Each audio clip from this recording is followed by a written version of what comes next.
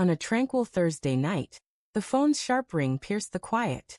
Her voice, eerily steady, almost robotic, announced her wish to end our marriage. There was no lead-in, no hint of hesitation, only a cold, unyielding finality. Then came the strike that chilled my core. All future contact would pass through her attorney. No room for discussion, no hope for understanding, just a stark barrier between us. I sat frozen, staring at the phone as if it might decode the sudden venom in her words. 15 years of shared existence. Our home, our business, our aspirations, distilled into a frigid instruction relayed through a stranger. Beneath her choice, I felt a dark undercurrent, something malevolent brewing. We weren't perfect, but we were solid, or so I'd thought. Together we'd built a life, piece by piece, plan by plan. I gave her loyalty, trust, and a love that weathered storms. Once, she looked at me as if I were her anchor in a gale. Now she was cutting the rope. Betrayal doesn't burst in with a clamor. It creeps through the shadows, late-night texts, guarded half-truths, the subtle scent of unfamiliar cologne clinging to her jacket. I ignored the signs too long, blinded by devotion and muted by pride. The night before her call, I caught sight of her phone glowing on the kitchen counter, an unknown name flashing across the screen. The message preview was damning. He'll never guess. I held back from confronting her, not out of fear, but because I recognized a truth she hadn't yet seen. Anger roars, but retribution whispers. That night, I lay sleepless, not grieving but plotting. I started with her financial footprints, moving with care and precision. Our shared accounts showed subtle drains, funds trickling to a hidden source. I traced the money to an offshore account, veiled but not cunningly enough. Then I scoured our business records. She'd been redirecting clients to someone else, someone she trusted more than me. That someone, I uncovered, was her lawyer, the very person she'd directed me to contact. I didn't lash out or throw accusations. Instead, I smiled. Such sloppy deceit didn't just call for punishment. It begged for a methodical dismantling. I hired a private investigator, a master of subtlety. Within weeks, he provided proof. Images of her with the lawyer, not just at business dinners or meetings, but in hotel rooms and on secret trips. I assembled a file, every transaction, every photo, every damning message. While she thought she was erasing me from her life, I was carefully constructing her downfall. Silently, I safeguarded our assets, sold off shares, and strengthened my hold on our joint ventures. The house, the business, the accounts.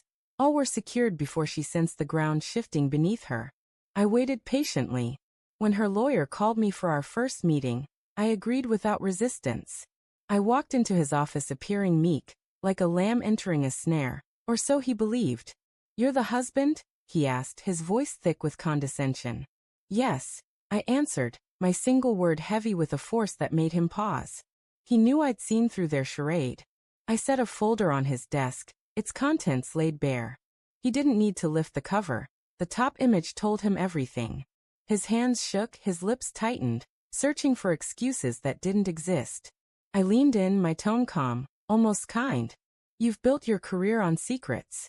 What happens when this reaches the Bar Association?"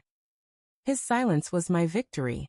I directed him to draft the divorce papers, but not the ones my wife expected. He thought he was protecting her, but every clause, every term was crafted to secure my interests.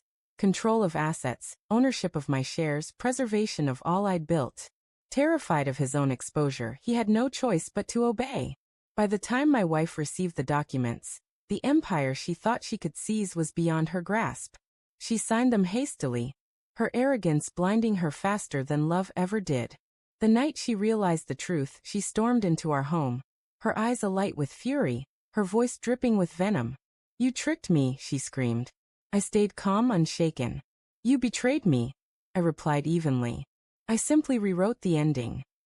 She grabbed the folder I'd left on the table, our life reduced to bank statements and photographs. With each page, her confidence shattered. Then she reached the final document, a sworn statement from her lawyer, admitting their affair, their plot, his complicity. To save his career, he'd betrayed her. Her hands trembled as she let the file fall, her power stripped away. For the first time in months, she was the one exposed. Word of her treachery spread like wildfire. She lost her reputation, her lover, her safety net. The man she thought would protect her had abandoned her to save himself. She left with nothing but shame. I kept the house, the business, the future she tried to steal.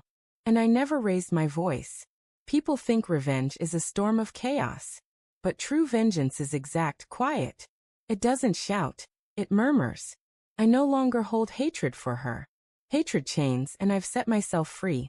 What remains is something keener, clearer. I gave her devotion. She gave me deceit. She thought she could erase me. Instead, I erased her. When asked how our marriage ended, I say simply, my wife called one night and demanded a divorce. She told me to speak to her lawyer. So I did.